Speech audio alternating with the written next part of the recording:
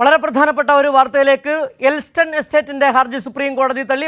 വയനാട് പുനരധിവാസത്തിനായുള്ള ഭൂമി ഏറ്റെടുക്കലുമായി സർക്കാരിന് മുന്നോട്ട് പോകാമെന്നാണ് ഇപ്പോൾ സുപ്രീം കോടതി വ്യക്തമാക്കിയിരിക്കുന്ന വിവരങ്ങളുമായി ഇപ്പോൾ സിബി സി ജോസഫ് ദില്ലിയിൽ നിന്ന് ചേരുകയാണ്. സിബി, ഹൈക്കോടതി അടക്കം കഴിഞ്ഞ ദിവസം തള്ളിയിരുന്നു, എൽസ്റ്റൺ എസ്റ്റേറ്റിന്റെ ഈ ഹർജി തള്ളിയിരുന്നു. അവർക്ക് ആവശ്യമായ പണം സർക്കാർ കെട്ടിവെക്കുകയും ചെയ്തു. 17 കോടി കൂടി അധികം നൽകുന്ന സാഹചര്യത്തിൽ വരികയും ചെയ്തു. ഇപ്പോൾ അതിന് പിന്നാലെയാണ് സുപ്രീം കോടതി എൽസ്റ്റൺ ഉടമകൾ സമീപിക്കുകയും ചെയ്യുന്നത്. എന്താണ് സുപ്രീം കോടതി ഹർജി തള്ളിക്കൊണ്ട് വ്യക്തമാക്കിയ കാര്യങ്ങൾ?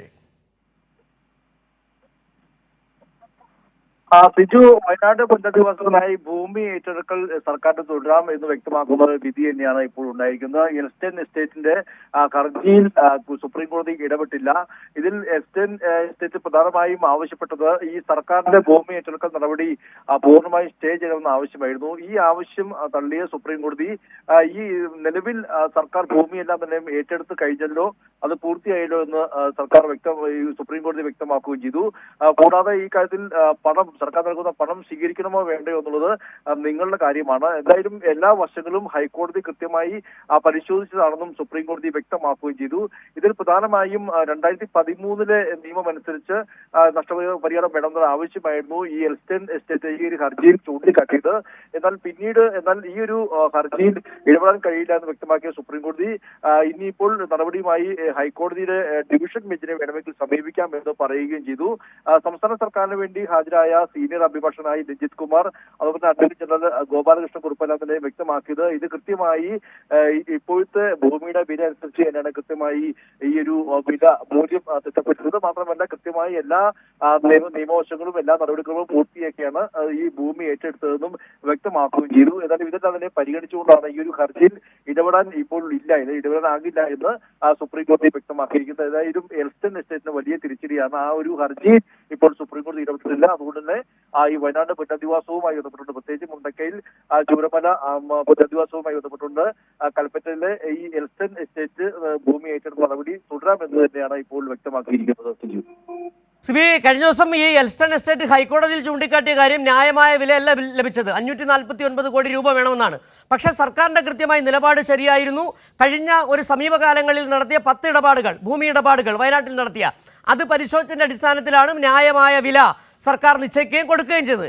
പിന്നീട് കൂടുതൽ നിയമപ്രശ്നങ്ങൾക്ക് പോയപ്പോൾ 17 കോടി കൂടി കെട്ടിവെക്കാമെന്ന് അങ്ങനെ പണം കെട്ടിവെക്കുകയും ആ ഹൈക്കോടതി ഉത്തരവ് വന്ന അന്നേ ദിവസം തന്നെ പണം കെട്ടിവെക്കുന്നു. പിറ്റേന്ന് സർക്കാർ ഈ പുനരധിവാസവുമായി ബന്ധപ്പെട്ട് ടൗൺഷിപ്പിൻ്റെ നിർമ്മാണ പ്രവർത്തികൾക്ക് പോവുകയും ചെയ്തു. ഇതിൽ എൽസ്റ്റൺ എസ്റ്റേറ്റ് പരമാവധി ഈ പുനരധിവാസ പ്രവർത്തനങ്ങൾ വൈകിപ്പിക്കാനാണ് ശ്രമം നടത്തുന്നതെന്ന് പരമോന്നത കോടതിക്ക് കൂടി ബോധ്യപ്പെട്ടിരിക്കുന്ന സാഹചര്യമുണ്ട്. ഇതിൽ യാതൊരു വിധത്തിലുള്ള ഒളിച്ചുകളിയും സർക്കാരിനില്ല. എല്ലാ വശങ്ങളും പരിശോധിച്ച് തന്നെയാണ് ഈ ഉത്തരവിട്ടിരിക്കുന്നതെന്ന് കൂടിയാണ് ഇപ്പോൾ സുപ്രീം കോടതി പറഞ്ഞിരിക്കുന്നത്, അല്ലേ? തീർച്ചയായും. കാരണം എൽസ്റ്റൺ എസ്റ്റേറ്റ് ഈ ഒരു നിയമ പോരാട്ടത്തിലേക്ക് നീങ്ങിയത് ആദ്യം ഹൈക്കോടതി ഉൾപ്പെടെ എല്ലാം നിലയെ സമീപിച്ചത് ഈ ഭൂമിക്ക് ഏകദേശം 549 കോടി രൂപയുടെ മൂല്യമുണ്ട് എന്ന് ചൂണ്ടിക്കാട്ടിക്കൊണ്ട് അല്ലെങ്കിൽ അവകാശവാദം ഉന്നയിച്ചുകൊണ്ടായിരുന്നു.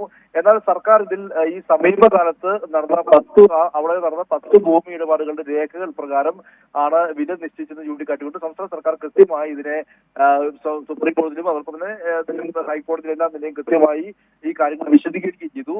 ഇതോടെയാണ് സർക്കാരിന്റെ വാദം അംഗീകരിച്ചുകൊണ്ട് ഭൂമി ഏറ്റെടുക്കാൻ ഹൈക്കോടതി പിന്നീട് അനുമതി നൽകിയത്.